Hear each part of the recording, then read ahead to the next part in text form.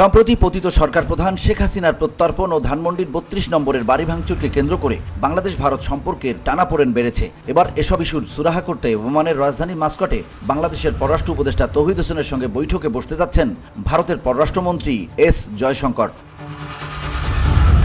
রোববার অষ্টম ভারত মহাসাগর সম্মেলনের সাইডলাইনে এই দুই শীর্ষ নেতার বৈঠক হবে, নিশ্চিত করেছে ভারতের সংবাদ মাধ্যম দ্য হিন্দু।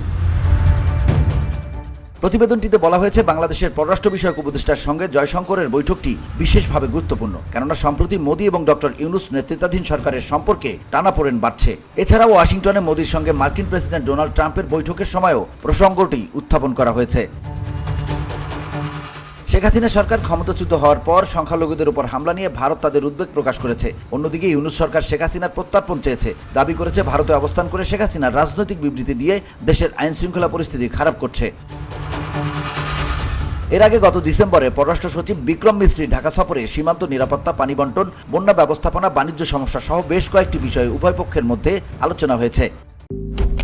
মালয়েশিয়ান প্রযুক্তিতে তৈরি অত্যাধুনিক cleaning machine modern vacuum cleaner যে কোনো ধরনের ধুলো ময়লাকে পরিষ্কার করে ঘরকে করে তুলুন চকচকে ও আকর্ষণীয়।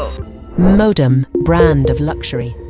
সেই সমস্যাগুলো এবার জয়শঙ্কর তৌহিদ হোসেনের বৈঠকে আলোচনার মাধ্যমে সমাধানের চেষ্টা করা হবে। সেই সঙ্গে মোদি এবং ইউনূসের মধ্যে একটি সম্ভাব্য বৈঠকের প্রস্তুতি নেওয়া হবে, কেননা উভয়ই রাষ্ট্রপ্রধানই আগামী 2 থেকে 4 এপ্রিল ব্যাংককে বিমস্টেক আঞ্চলিক সম্মেলনে যোগ দেবেন বলে আশা করা হচ্ছে।